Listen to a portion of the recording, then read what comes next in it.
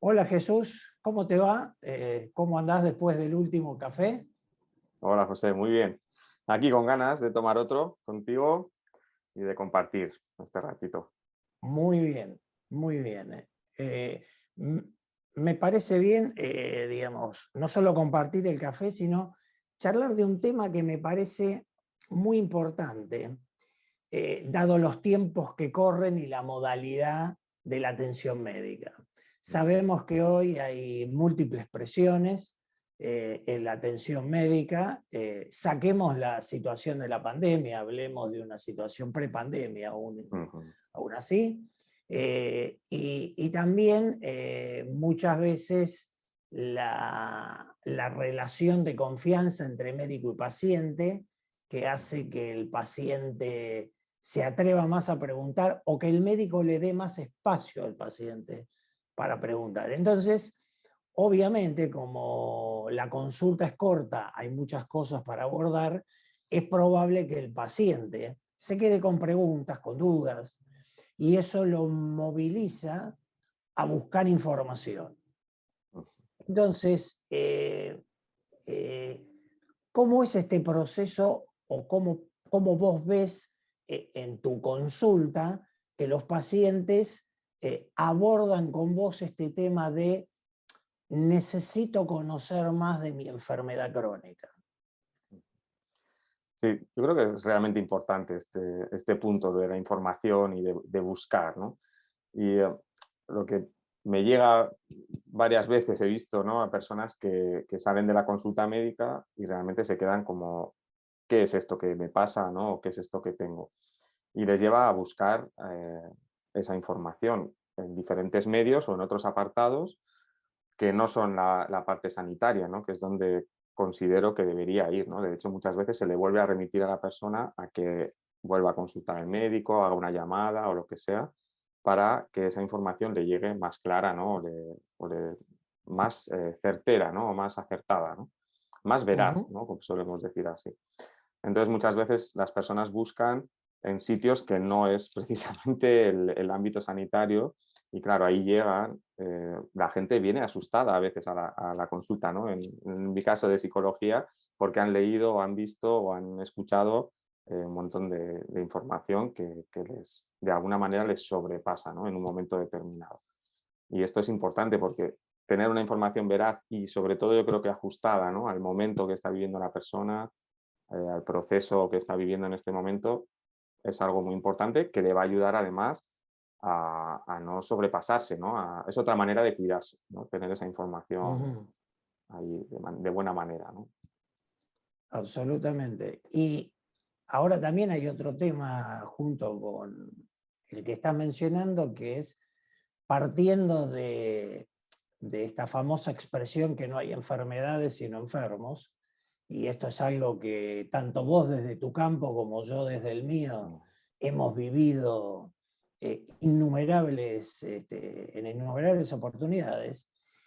Uno podría decir que hay aquellos pacientes que quieren saber más y aquellos que prefieren meter la cabeza en un agujero bajo tierra y decir, bueno, que la realidad me vaya mostrando qué es lo que va mm, sucediendo. Em, entonces, creo que es muy importante, sobre todo desde tu función, ir un poco conteniendo y guiando al paciente al cuándo buscar información o cuándo no buscar información. mm. Entonces, me gustaría que me cuentes un poco tu experiencia con distintas enfermedades y con distintos pacientes respecto de este timing de la búsqueda. Ujú. Sí, eso es, ¿no? El timing, ¿no? Yo creo que es una palabra clave en esto, ¿no? Creo, lo venimos hablando también, ¿no? Como la enfermedad como proceso, ¿no? De encuentro también con el diagnóstico, con los tratamientos, con todo lo que implica, ¿sí? Entonces, este timing de cuando una persona busca o necesita saber más de lo que le está pasando, del proceso, del futuro también con su enfermedad, por ejemplo, Sí, recuerdo a una persona pues, con esclerosis múltiple que decía, ¿no? Dice, yo no quiero saber más, ¿no? Estaba al principio del diagnóstico y decía, dice, yo me quedo aquí. O sea, de momento que no me digan más. No quiero conocer a otras personas tampoco que estén en otra fase o en otro momento de este proceso, por ejemplo.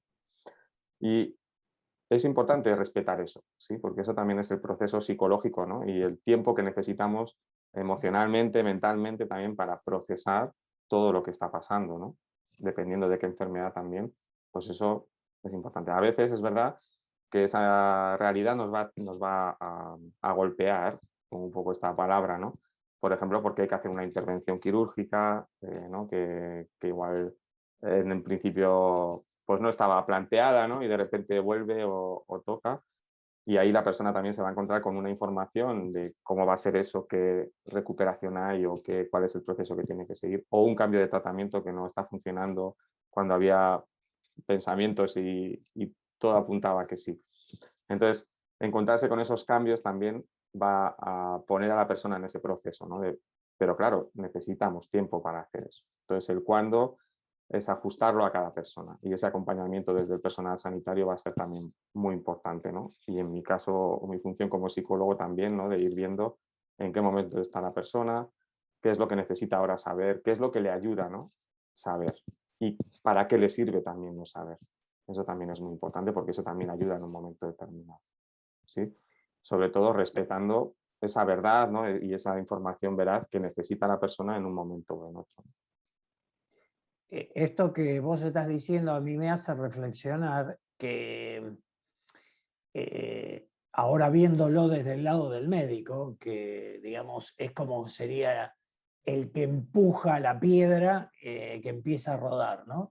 Digamos, uno tiene que saber, o por lo menos tiene que intentar ver con qué fuerza empuja esa piedra y de qué manera, qué orientación le da, porque de pronto el médico puede tener mucha ansiedad por transmitirle al paciente detalles de la patología. Pero si el paciente no es receptivo, en ese momento por lo menos, bueno, uno como médico tiene que juntar un poco el reel y, bueno, y esperar, darle tiempo.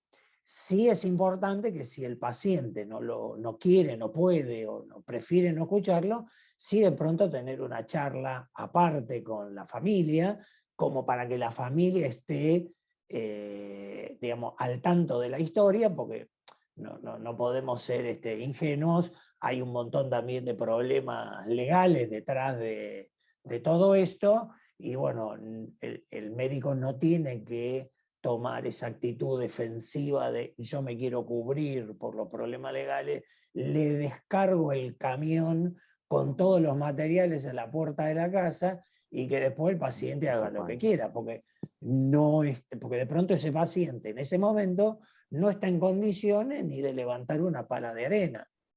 Entonces uno debiera, digamos, teóricamente, pero es un buen ejercicio para los médicos, porque pasa muchas veces que uno como médico lanza esa piedra, pero después no tiene o sea, en la próxima consulta, y quizás pasaron un montón de cosas que uno no las ve, sobre todo con, por ejemplo, con la enfermedad que vos mencionaste, la esclerosis múltiple. Las consultas habitualmente suelen ser cada 3 meses. En pacientes, digamos, razonablemente estables o sin que haya sido después de un brote, etc. Y bueno, y después en 3 meses hay un mundo de sucesos que uno no los conoce. Y en general, y quizá hasta cierto punto, el médico ha sido responsable, no por querer hacerlo voluntariamente, pero en su afán de informar, logró efectos que son indeseados. Ahora, vayamos al otro punto, en donde el médico no da demasiada información, por lo que fuere, porque no importa, por lo que fuere. Entonces, esto evidentemente en un grupo de pacientes, y a veces si no es el paciente, es el entorno del paciente, que busca y que le comenta. ¿cuáles en tu experiencia son las fuentes habituales a los que recurren los pacientes para esta información adicional, llamémosle, y qué representa, digamos, qué capacidad de una interpretación correcta de esa información, que eso es lo que a mí en sí me preocupa?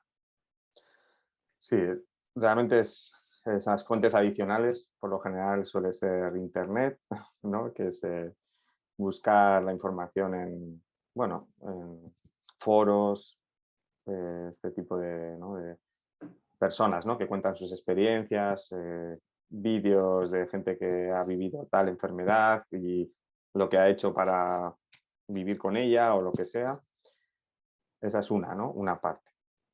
Otra sí que están la parte de personas, o sea, eso desde internet, digamos, es una manera. Otra parte serían las personas que, bueno, personas que puedan conocer, ¿no? Otros pacientes, digamos, que compartan la misma enfermedad Ujú. y que puedan haber vivido algo parecido o vayan por ahí.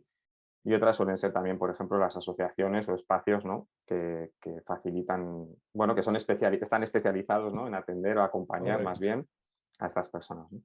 Quizás aquí hay como en cada uno un punto importante. En Internet yo creo que siempre, ¿no? Es recomendable orientar a la persona a páginas oficiales, ¿no? Porque a veces hay muchas experiencias individuales, historias personales que te puedes agarrar, ¿no? Como decimos aquí, a un clavo ardiendo, ¿no? Porque te dan Ujú. esperanza o te dan tal, pero igual no tiene nada que ver en realidad con tu vivencia, ¿no? O cuál va a ser tu experiencia con la enfermedad. Entonces, a veces las personas toman decisiones muy radicales en base igual a una persona que ha hecho tal cosa.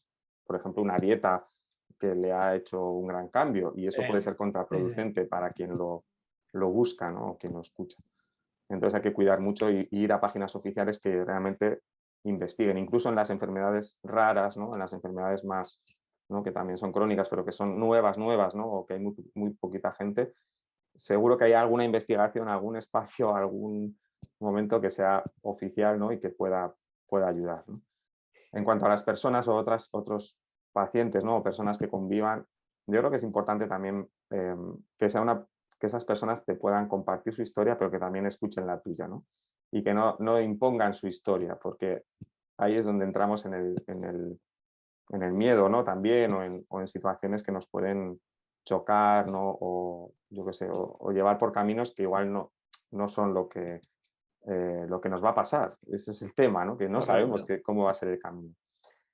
Entonces, cuidar un poco eso, ¿no? Buscando a personas que puedan realmente, pues bueno, compartir, hacer, hasta donde uno también pueda sentir que escuchar a otras personas con la misma situación o una situación parecida les puede ayudar, ¿no? Que si sientan que les ayuda, que sigan, que si no, puedan descartarlo. Y en el Correcto. movimiento asociativo, que yo creo que es súper importante, ¿no? Del que yo formo parte en varios momentos también de mi vida profesional, aquí lo importante es que muchas personas tienen miedo y dudas de ir a una asociación o a un espacio que sea especializado en su tema por encontrarse a personas que están como ella y que puedan estar también peor o tener que hablar de lo que les pasa o lo que sea. Entonces ese miedo a veces echa muy para atrás a las personas y no van.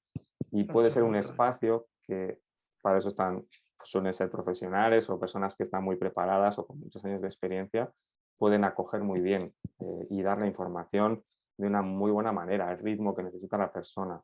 Ofrecerle lo que la persona puede necesitar, no lo que, eh, yo qué sé, ¿no? Sino escucharle bien y poder atenderle, ¿no? Entonces, es algo que puede ayudar mucho, que da miedo por un lado, pero que muchas veces cuando la gente conecta, ¿no? Con una asociación y realmente entra, le puede ayudar mucho, hasta donde necesite, ¿no? Y al ritmo que necesite, ¿no? Que yo creo que esa Exactamente. es clave. Exactamente. Bueno, realmente muy, muy importante todo esto que has comentado, Jesús, porque, eh, digamos, a veces no se trata de acumular ni de ignorar, no ir a ninguno de los dos extremos e ir siguiendo el ritmo que cada paciente es capaz de, es como la comida se come de a bocados. No hay, entonces primero uno, después el otro, y el ritmo de los bocados es de acuerdo a la capacidad que tenga cada uno para masticar y tragar. Y esto es lo mismo, y creo que habría que, cada uno tiene su ritmo de masticación y deglución, que no es solamente una comparación anatómica, sino que también tiene que ver con los procesos emocionales. Pero ese tema lo dejamos para otro café, si no te parece mal, Jesús. Muy bien. Te agradezco mucho la charla, la verdad, súper interesante. Y bueno, ahora llegó el momento de tomar el café, porque si no, se Si no, enfría. ¿para qué? Exactamente. Bueno, Jesús, hasta el próximo café y muchas gracias por la charla. Muchas Abrazo. gracias a ti. Nos vemos pronto. ¿Cómo no?